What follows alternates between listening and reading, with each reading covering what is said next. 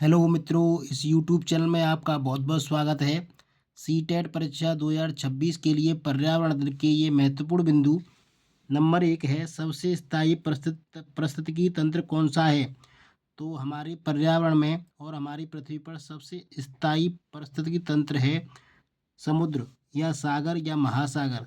जो भी हैं वो सभी हमारे सबसे बड़े पारिस्थितिकी स्थायी पारिस्थितिकी तंत्र हैं। नंबर 2, मानव जनित जीवों का उदाहरण दीजिए। तो पसली भूमि, जब भूमि पर फसल उगाई जाती है तो वहाँ पर एक प्रकार का जीवों बन जाता है जिसमें विभिन्न प्रकार की स्तर होते हैं जीवों के। तो मानव द्वारा जनित जीवों में है फसली भूमि। 3 नंबर, सर्वप्रथम पारिस्थितिकी तंत्र का शब्द पारिस्थितिकी तंत्र का प्रयोग किसने किया था? तो इस शब्द का सबसे पहले प्रयोग करने वाले थे एजी टांसली। एजी टेस्ले ने पारिस्थितिकी तंत्र का प्रयोग किया था, शब्द का प्रयोग किया था। 4 नंबर, अपेक्को आंदोलन का नेतृत्व किसने किया था? तो 1980 में कर्नाटका में पांडुरंग हेगड़े ने अपेक्को आंदोलन का नेतृत्व किया था। ये भी पर्यावरण से संबंधित आंदोलन था। 5, नवधान्य आंदोलन की शुरुआत किसके द्वारा की गई? तो ये वंदना शिवा द्वारा नवधान्य आंदोलन की शुरुआत की गई थी।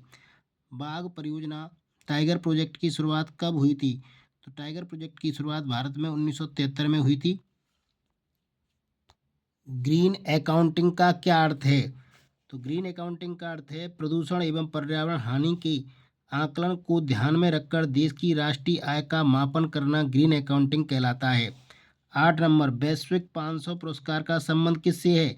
तो इसका संबंध है पर्यावरण संरक्षण से। किससे है? पर्यावरण संरक्षण से।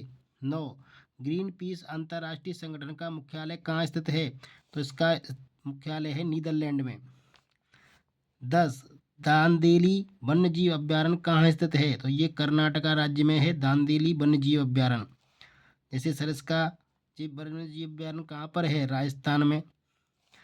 तो आयरन से भरपूर भोजनों के नाम बताइए। तो ऐसे भोजन जिनमें आयरन उचित मात्रा में पाया जाता है ये हैं आंवला, पालक और गुड़। यहाँ देश या राज्य दिए हुए हैं और पसंदीदा भोजन दिया हुआ है हांगकांग। पके हुए सांप को खाया जाता है हांगकांग में। केरल, उबला हुआ टेपियोका किसी भी करी के साथ। कश्मीर, मछली पकी गई सरसों तेल के साथ। गोवा, समुद्री मछली पकी हुई नारियल के तेल में। तो ये हैं कुछ राज्य और उनके भोजन। 13 नंबर, नारियल के उपयोग से बनी किसी भी करी के साथ उबला हुआ टेपियोका कहाँ के लोगों का पसंदीदा भोजन है? तो ये केरल का भोजन है।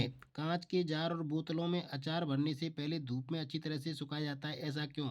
ऐसा इसलिए किया जाता है ताकि उनकी नमी निकल जाए और कोई बैक्टीरिया या फंगस ना रहे, जिससे अचार खराब ना हो।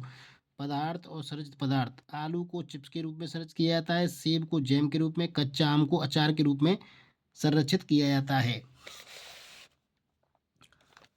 दूध से पनीर तो बनता है किंतु वह ज़्यादा समय तक संरक्षित नहीं रहता। 16 नंबर, कौन सा बीज नहीं है? गेहूँ, काली मिर्च, साबूदाना, सौंफ। तो यहाँ साबूदाना जो है वो बीज नहीं होता। 17, निम्न सब्जियों में से उन्हें अलग करो जिनके अंदर बीज हैं। तो आलू के अंदर बीज नहीं होता, टमाटर के अंदर बीज होता है, नाशपाती में भी बीज होता है, चीकू में भी बीज होता है, भिंडी में भी बीज होता है, करेला में भी बीज होता है, प्याज में बीज नहीं होता, खीरा में बीज होता है। तो टमाटर, नाशपाती, चीकू, भिंडी, करेला, खीरा ये ऐसी सब्जियां हैं जिनमें बीज पाए जाते हैं। 18, रीना को आम बहुत पसंद है, वो इन्हें सर्दियों में खाना चाहती है। उन्हें संरक्षित करने का एक अच्छा तरीका क्या है? तो आम पापड़ बना लें या आम का अचार बनाकर वह सर्दियों में से प्रयोग कर सकती है। ऐसे जीवों के नाम बताइए जिनकी दृष्टि मनुष्यों की तुलना में 4 गुनी अधिक दूरी की वस्तुओं को देख सकती है। तो ऐसे जीव हैं चील, गरुड़ और गिद्ध। 20 नंबर, भारत में मिर्च को लंबे लाने वाले व्यवसायी कहाँ से आए थे? तो भारत में मिर्च को लाने वाले थे दक्षिणी अमेरिका के लोग, पुर्तगाली थे। कौन थे? पुर्तगाली। 21, कौन सा पक्षी कैक्टस पौधों के कांटों के बीच अपना घोंसला बनाती है? कैक्टस किलर पक्षी बोलते हैं। ये होता है पाकता पक्षी, एक कबूतर की प्रजाति का होता है पाकता पक्षी। यानी ये कैक्टस के पेड़ों को के बीच घोंसला बनाता है। 17, प्रश्न नंबर 22, 17 घंटे दिन में पेड़ पर सोने वाला जानवर कौन सा है? तो ये है स्लोथ। सबसे आलसी जानवर है ये स्लोथ। और भालू की प्रजाति का होता है।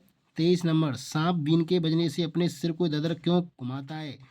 सांप बीन जब बजता है तो सांप उत्पन्न कंपनों को के प्रति की गई अपनी प्रतिक्रिया के रूप में अपने सिर को इधर से इधर घुमाता है, क्योंकि सांप के कोई बाहरी कान नहीं होते, वो कंपनों को ही सुनता है। पॉइंट नंबर 24, परिवार एक इकाई है जिसमें माँ, पिता और उनके 2 बच्चे हैं।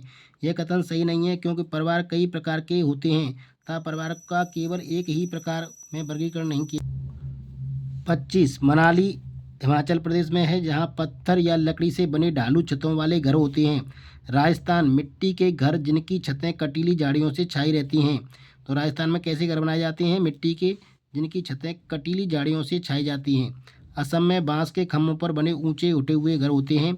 लद्दाख में पत्थर के बने घर जिनके फर्श और छतें लकड़ी की बनी होती हैं। 26 नंबर, पशुओं की त्वचा पर विविध प्रकार के पैटर्न डिजाइनें क्यों बनती हैं? तो यह उनकी त्वचा पर पाए जाने वाले बालों के कारण होती हैं। जैसे आपने देखा होगा कि जिराफ, बार जिराफ और चीता, बाघ, इनकी डिजाइनें होती हैं इनके शरीर पर, तो ये इसके कारण होती है, इनके बालों के कारण होती है। 27, जंगल अधिकार अधिनियम 2007 के अनुसार जो व्यक्ति जंगल में कम से कम 25 वर्षों से रह रहे हैं, उनका जंगल की भूमि और उस पर पैदा होने वाली वस्तु पर अधिकार होगा। 28, मच्छरों द्वारा फैलने वाले कुछ रोगों के नाम बताइए।